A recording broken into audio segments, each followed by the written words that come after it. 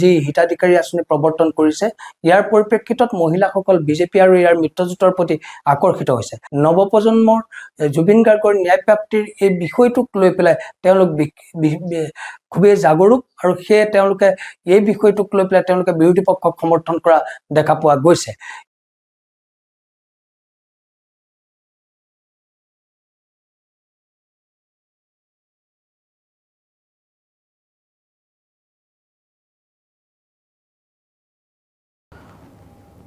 এইবাৰ আমাৰ সৈতে সংযুক্ত হৈছে এগৰাকী জ্যেষ্ঠ সাংবাদিক আমাৰ হেডলাইন 8ৰ নগাঁৱৰ সাংবাদিক চন্দনজ্যোতি বৰা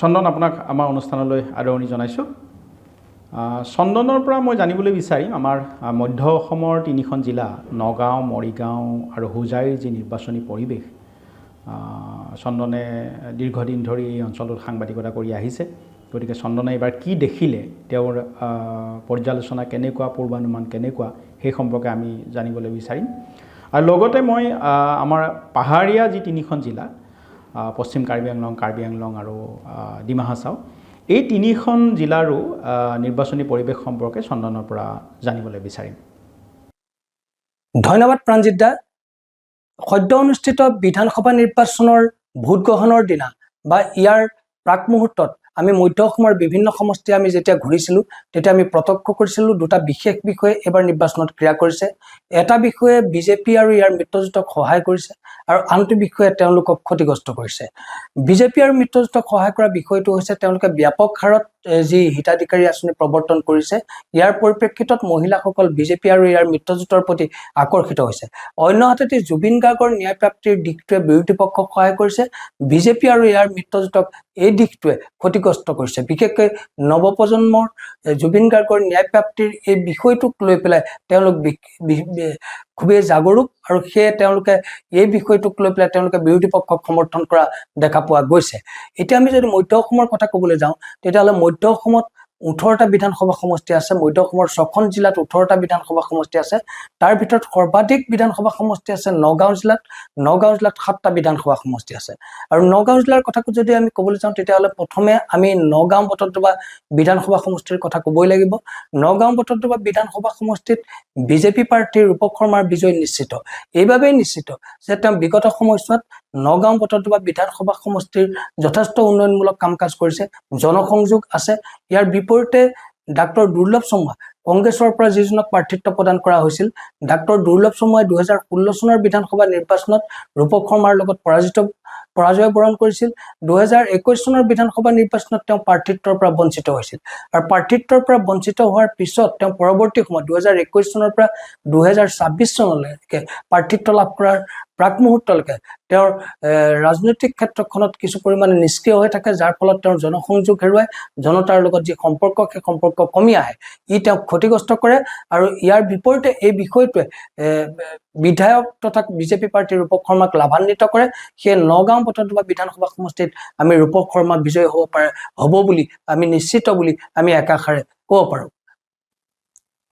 একেদৰে আমি যদি ঢিং বিধানসভা সমষ্টিৰ কথা আমি চাবলৈ যাওঁ তেতিয়াহ'লে ঢিং বিধানসভা সমষ্টিত ৰাইজৰ দলৰ প্ৰাৰ্থী মেহবুব মুক্তাৰ বিজয় হোৱাটো নিশ্চিত মেহবুব মুক্তাৰ প্ৰথম পৰ্যায়ত কংগ্ৰেছৰ যিসকল প্ৰাৰ্থিত্ব প্ৰত্যাশী আছিল 21 জন প্ৰাৰ্থিত্ব প্ৰত্যাশী আছিল তেওঁলোকে বিৰোধিতা কৰা বুলি এক বাতৰি ওলাইছিল কিন্তু নিৰ্বাচনৰ দিন চমুচামি অহাৰ লগে লগে তেওঁলোকৰ মাজত এক ধৰণৰ আলোচনা হয় আৰু তেওঁলোকে মেহবুব মুক্তাৰক সহায় কৰে বুলি আমি জানিব পাৰোঁ আৰু যি মেহবুব মুক্তাৰ যি ভেটি যি মেহবুব মুক্তাৰ শক্তি বৃদ্ধি কৰে ইয়াৰ বিপৰীতে AIDFৰ যিজন প্ৰাৰ্থী আছিল মতিউৰ ৰহমান যদিও দীৰ্ঘদিন ধৰি AIDFত আছে কিন্তু তেওঁ ঢিং বিধানসভা সমষ্টিত তৃণমূল পৰ্যায়ত যি সাংগঠনিক তৎপৰতা অব্যাহত ৰাখিব লাগিছিল বিগত সময়ছোৱাত তেওঁ অব্যাহত ৰখা নাছিল তদুপৰি ঢিং বিধানসভা সমষ্টিটো দীৰ্ঘদিন ধৰি AIDFৰ দখলত আছিল সেয়ে তাত এক ধৰণৰ প্ৰতিষ্ঠান বিৰোধী ঢৌ অব্যাহত আছিল যি মেহবুব মুক্তাক ৰাইজৰ দলৰ প্ৰাৰ্থী মেহবুব মুক্তাৰ সহায় কৰিছিল আৰু ইয়াৰ পৰিপ্ৰেক্ষিতত ৰাইজৰ দলৰ প্ৰাৰ্থী মেহবুব মুক্তাৰ বিজয় হোৱাটো এক প্ৰকাৰ নিশ্চিত ৰূপহীয়াত সমষ্টিৰ কথা আমি যদি ক'বলৈ যাওঁ তেতিয়াহ'লে ৰূপহীয়াত সমষ্টিত মূল যুঁজখন হৈছে AIDFৰ প্ৰাৰ্থী আমিৰুল ইছলাম আৰু কংগ্ৰেছ প্ৰাৰ্থী নুৰুল হুদাৰ মাজত, যদিও তাত বিজেপি মিত্ৰজোঁটে এজনক প্ৰাৰ্থিত্ব প্ৰদান কৰিছে, কিন্তু তেওঁ বিশেষ প্ৰভাৱ পেলাব পৰা নাই। জাকিৰ হুছেইন ফৰাজী নামৰ এজনক প্ৰাৰ্থিত্ব প্ৰদান কৰিছে, তেওঁ কোনো ধৰণৰ বিশেষ প্ৰভাৱ পেলাব পৰা নাই। গতিকে মূল যুঁজখন তাত হৈছে AIDFৰ প্ৰাৰ্থীজন আৰু কংগ্ৰেছ প্ৰাৰ্থীজনৰ মাজতে। কিন্তু তাত শেষ হাঁহি কংগ্ৰেছ প্ৰাৰ্থী নুৰুল হুদাই শেষ হাঁহি মৰাৰ সম্ভাৱনা আছে, কিয়নো তেওঁ বিগত দুটা কাৰ্যকাল তেওঁ ৰূপহীহাট সমষ্টিৰ তেওঁ প্ৰতিনিধিত্ব কৰি আছে। ৰূপহীহাট সমষ্টিৰ পৰা তেওঁ বিজয়ী হৈ আহিছে, বিধায়ক হিচাপে আছে। সেই নুৰুল হুদাই ৰূপহীহাট সমষ্টিৰ পৰা শেষ হাঁহি মৰাৰ সম্ভাৱনা আছে। একেদৰে আমি চামগুৰি সমষ্টিৰ কথা আমি যদি ক'বলৈ যাওঁ, চামগুৰি সমষ্টিত কংগ্ৰেছৰ প্ৰাৰ্থী হিচাপে প্ৰতিদ্বন্দ্বিতা কৰিছে প্ৰাক্তন মন্ত্ৰী তথা সাংসদ ৰকিবুল হুছেইনৰ পুত্ৰ তানজিল হুছেইনে। AIDFৰ প্ৰাৰ্থী হিচাপে প্ৰতিদ্বন্দ্বিতা কৰিছে আব্দুল আজিজে, প্ৰাক্তন বিধায়ক আব্দুল আজিজে, আৰু বিজেপি মিত্ৰজোঁটৰ প্ৰাৰ্থী হিচাপে প্ৰতিদ্বন্দ্বিতা কৰিছে অনিল শইকীয়াই। অনিল শইকীয়াই তাত বিশেষ প্ৰভাৱ পেলাব পৰা নাই, বিশেষ প্ৰতিদ্বন্দ্বিতা তেওঁ আগবঢ়াব পৰা নাই। ইয়াৰ বিপৰীতে চামগুৰি সমষ্টিত মূল যুঁজখন হৈছে AIDFৰ প্ৰাৰ্থী আব্দুল আজিজ আৰু কংগ্ৰেছ প্ৰাৰ্থী তানজিল হুছেইনৰ মাজত। কিন্তু শেষ হাঁহি তাত তানজিল হুছেইনে মৰাৰ সম্ভাৱনা আছে, তানজিল হুছেইনৰ বিজয় হোৱাৰ সম্ভাৱনা আছে, এই কাৰণে যে চামগুৰি বিধানসভা সমষ্টিটো ৰকিবুল হুছেইনৰ পৰিয়ালৰ এক দুৰ্গস্বৰূপ। সুদীৰ্ঘদিন ৰকিবুল হুছেইনে সেই সমষ্টিটো প্ৰতিনিধিত্ব কৰি আহিছে, তাৰ পূৰ্বে তেওঁৰ পিতৃয়ে প্ৰতিনিধিত্ব কৰি আহিছে। তদুপৰি কংগ্ৰেছৰো তাত এক সাংগঠনিক ভেটি আছে। সেই চামগুৰি বিধানসভা সমষ্টিত কংগ্ৰেছ প্ৰাৰ্থী তানজিল হুছেইনেই বিজয়ী হোৱাৰ সম্ভাৱনা আছে। ৰহা বিধানসভা সমষ্টিৰ কথা আমি যদি ক'বলৈ যাওঁ, ৰহা বিধানসভা সমষ্টিত মূল যুঁজখন হ'ব বিজেপি প্ৰাৰ্থী শশীকান্ত দাস আৰু কংগ্ৰেছ প্ৰাৰ্থী উৎপল বনিয়াৰ মাজত। শশীকান্ত দাসে যিসকল মহিলাই চৰকাৰৰ বিভিন্ন আঁচনিৰ তেওঁলোক হিতাধিকাৰী, চৰকাৰৰ বিভিন্ন আঁচনি পাইছে, অৰুণোদয়কে ধৰি উদ্যমিতাকে ধৰি বিভিন্ন আঁচনি পাইছে, তেওঁলোকে শশীকান্ত দাসক সমৰ্থন আগবঢ়াইছে। আমি যি নিৰ্বাচনৰ ভোট গ্ৰহণৰ দিনা ঘূৰি পেলাই আমি তেনে এক ছবি আমি দেখা পাইছিলোঁ, শশীকান্ত দাসে সেই হিতাধিকাৰী মহিলাসকলে সমৰ্থন আগবঢ়াইছে। ইয়াৰ বিপৰীতে নৱপ্ৰজন্মৰ ভোটাৰসকলে উৎপল বনিয়াক সমৰ্থন আগবঢ়াইছে। তেওঁলোকে জুবিন গাৰ্গৰ যিটো ন্যায়প্ৰাপ্তিৰ বিষয়টো, সেই বিষয়টোৱে ৰহা বিধানসভা সমষ্টিত ক্ৰিয়া কৰিছে, আৰু উৎপল বনিয়া নৱপ্ৰজন্মৰ প্ৰতিনিধি হোৱাৰ বাবে নৱপ্ৰজন্মৰ যিসকল যুৱক যুৱতী, যিসকল ভোটাৰ, তেওঁলোকে উৎপল বনিয়াক সমৰ্থন আগবঢ়াইছে।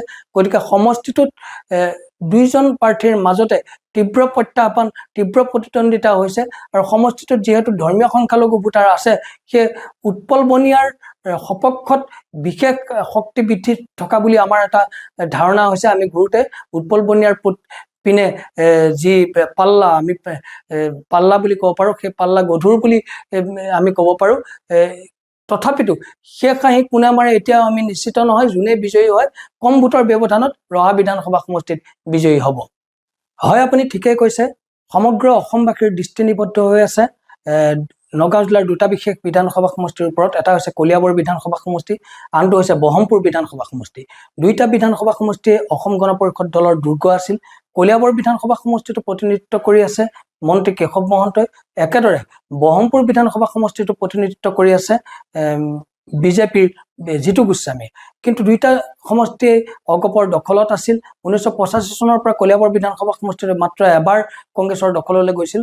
একেদৰে বহমপুৰ বিধানসভা সমষ্টিটো সুদীৰ্ঘদিন অগপৰ দখলত আছিল। প্ৰাক্তন মুখ্যমন্ত্ৰী প্ৰফুল্ল কুমাৰ মহন্তই প্ৰতিনিধিত্ব কৰি আছিল।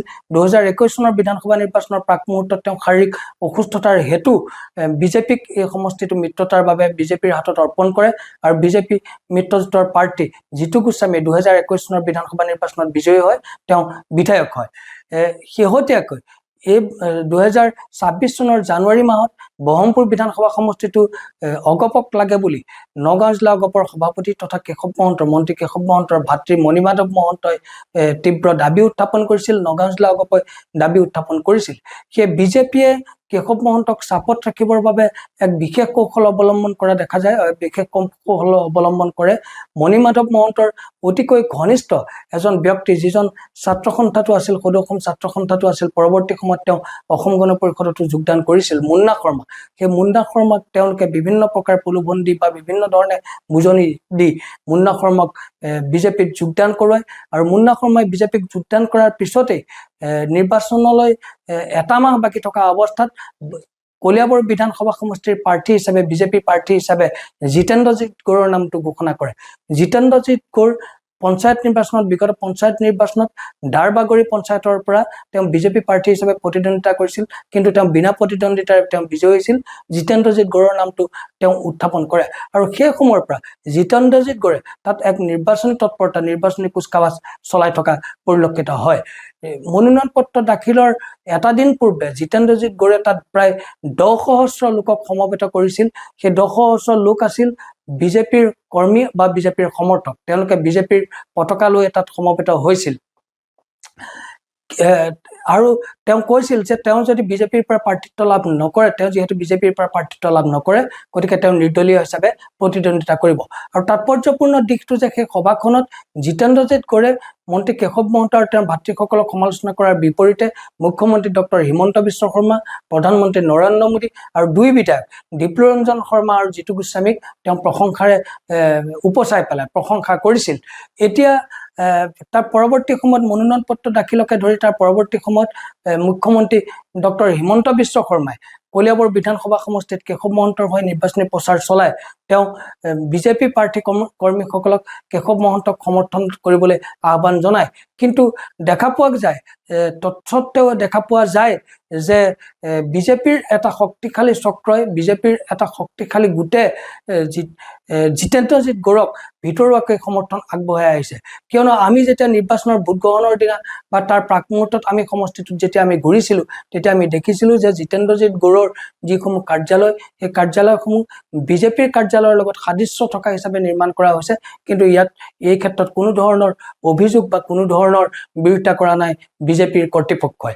অন্যহাতেদি যদিও দেখুৱাই জিতেন্দ্ৰজিৎ গড়ক নিলম্বন কৰা হৈছে, বিজেপিৰ পৰা নিলম্বন কৰা হৈছে 6 বছৰৰ বাবে, কিন্তু জিতেন্দ্ৰজিৎ গড়ে ইয়াৰ পিছতে এখন সংবাদমেল অনুষ্ঠিত কৰি তেওঁ কৈছিল যে তেওঁ কলিয়াবৰ বিধানসভা সমষ্টিৰ পৰা তেওঁ বিজয়ী হ'ব আৰু বাজপেয়ী ভৱনত তেওঁ গৈ দলে বলে গৈ বিজেপিত যোগদান কৰিব। গতিকে এই সামগ্ৰিক দিশটোৰ পৰা আমি লক্ষ্য কৰা যায় যে এইবাৰ নিৰ্বাচনত, এইবাৰ বিধানসভা নিৰ্বাচনত বিজেপিৰ এটা চক্ৰই কেশৱ মহন্তক পৰাজিত কৰিবৰ বাবে উঠি পৰি লাগিছিল আৰু জিতেন্দ্ৰজিৎ গড়ক ভিতৰুৱাকৈ সমৰ্থন আগবঢ়াইছিল।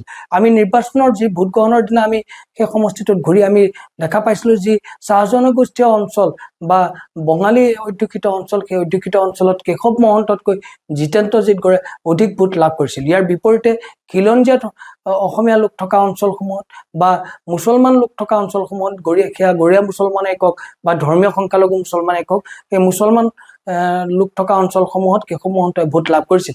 গতিকে দুইজনৰ মাজত এক তীব্ৰ প্ৰত্যাহ্বান হ'ব, তীব্ৰ প্ৰতিদ্বন্দ্বিতা হৈছে, দুইজনৰ মাজত তীব্ৰ যুঁজ হৈছে। কিন্তু শেষ হাঁহি কোনে মাৰিব এতিয়াই কৈ দিব পৰা নাযায়। তথাপিতো আমি যি সমীক্ষা চলাইছোঁ, আমাৰ সমীক্ষা মতে সামান্য ভোটৰ ব্যৱধানত কেশৱ মহন্তই সমষ্টিটো বিজয়ী হোৱাৰ সম্ভাৱনা আছে। অন্যহাতেদি আমি ব্ৰহ্মপুৰ বিধানসভা সমষ্টিৰ কথা যদি আমি ক'বলৈ যাওঁ, তেতিয়াহ'লে ব্ৰহ্মপুৰ বিধানসভা সমষ্টিত 72,000 ধৰ্মীয় সংখ্যালঘু ভোটাৰ আছে, যিসকলে অসম জাতীয় পৰিষদৰ প্ৰাৰ্থী ৰাজেন গোহাঁইক সমৰ্থন কৰাৰ সম্ভাৱনা আছে।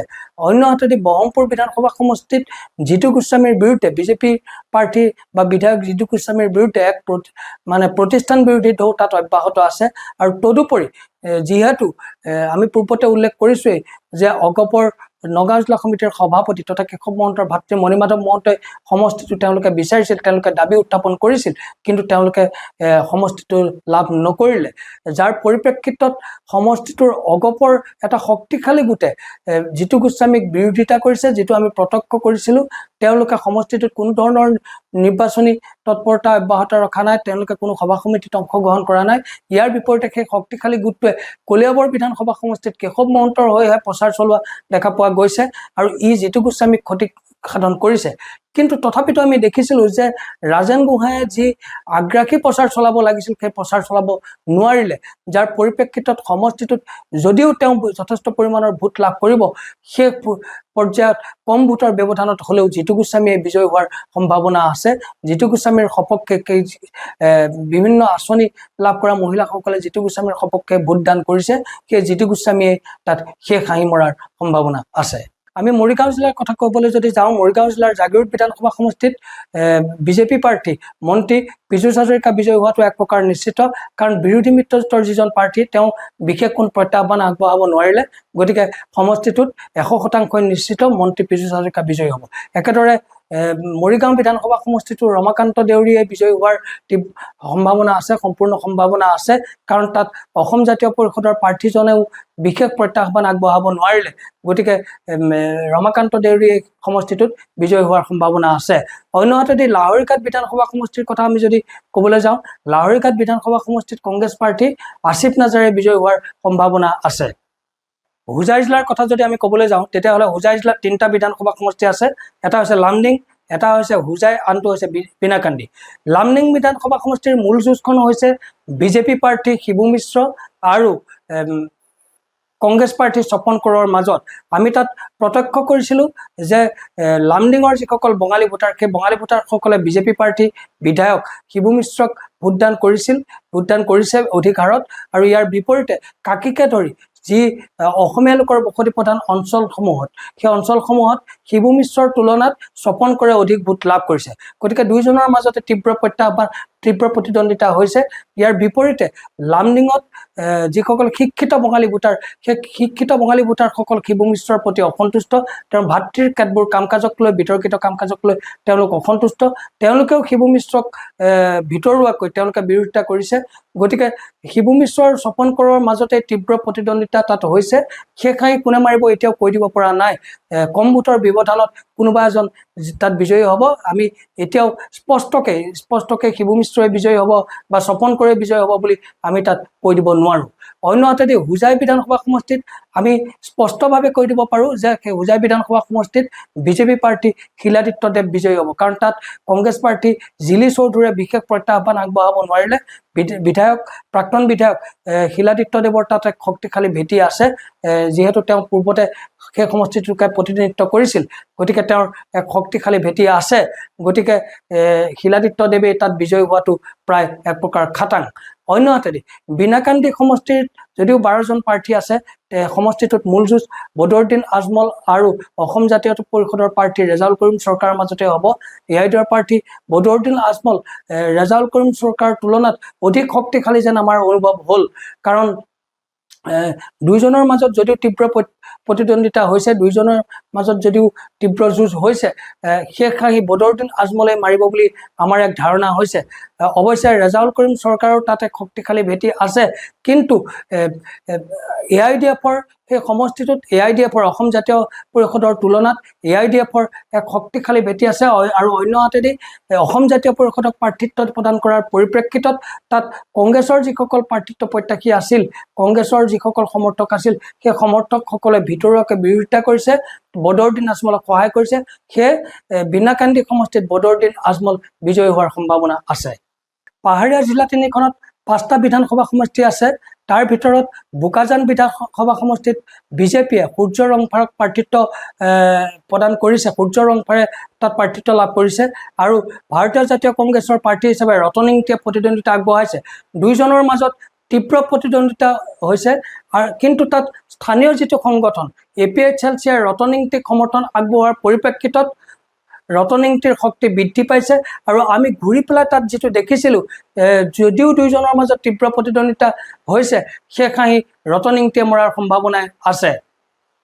অন্যহাতেদি হাওৰাঘাট বিধানসভা সমষ্টিত বিজেপিয়ে লুংচিং তেৰাঙক প্ৰাৰ্থিত্ব প্ৰদান কৰিছে। লুংচিং তেৰাঙে তাৰ পৰা প্ৰাৰ্থিত্ব লাভ কৰিছে। আৰু ভাৰতীয় জাতীয় কংগ্ৰেছৰ প্ৰাৰ্থী হিচাপে সঞ্জীৱ তেৰাঙে তাত প্ৰাৰ্থিত্ব লাভ কৰিছে। অন্যহাতেদি APHLCৰ প্ৰাৰ্থী হিচাপে তাত চাৰ্কিৰি ৰংফাৰে তাত প্ৰাৰ্থিত্ব লাভ কৰিছে। ইয়াৰ পৰিপ্ৰেক্ষিতত ভাৰতীয় জাতীয় কংগ্ৰেছ আৰু APHLC দুয়োটা দলে প্ৰাৰ্থিত্ব প্ৰদান কৰাৰ পৰিপ্ৰেক্ষিতত দুয়োটা যিহেতু দল বিৰোধী মিত্ৰজোঁটৰ অংশীদাৰ, গতিকে তেওঁলোকৰ ভোটৰ মাজত বিভাজনৰ সৃষ্টি হৈছে। আৰু ইয়াৰ ফলত লাভান্বিত হৈছে বিজেপি প্ৰাৰ্থীজন ইয়াৰ ফলত লাভান্বিত হৈছে। আৰু সমষ্টিটোত সেইখাহি বিজেপি প্ৰাৰ্থীজনে সেইখাহি মৰাৰ সম্ভাৱনা আছে।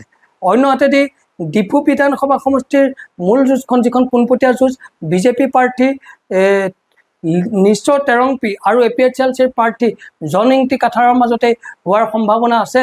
কিন্তু তাত জন ইংতি কাঠাৰৰ এক শক্তিশালী ভেটি আছে। গতিকে জন ইংতি কাঠাৰেই তাত সেইখাহি মৰাৰ সম্ভাৱনা আছে। অন্যহাতেদি ৰংখাং সমষ্টিত তুলিৰাম ৰংহাং বিজেপি প্ৰাৰ্থী আৰু আগষ্টিন ইংতি কংগ্ৰেছৰ প্ৰাৰ্থী, তেওঁলোকৰ মাজতেই মূল যুঁজখন অনুষ্ঠিত হৈছে। কিন্তু কেইটামান মাহ পূৰ্বে তাত যি এক সংঘাত হৈছিল, গোষ্ঠী সংঘাত হৈছিল অনা অসমীয়া আৰু কাৰ্বিসকলৰ মাজত, ই তুলিৰাম ৰংহাঙক ক্ষতিগ্ৰস্ত কৰিছে। গতিকে এতিয়াই কৈ দিব পৰা নাযায় তাত কোন জিকিব। অগষ্টিন ইংতিও তাত এজন শক্তিশালী প্ৰাৰ্থী, গতিকে এই কথাটো কৈ দিব পৰা নাযায় তাত কোন বিজয়ী হ'ব। একেদৰে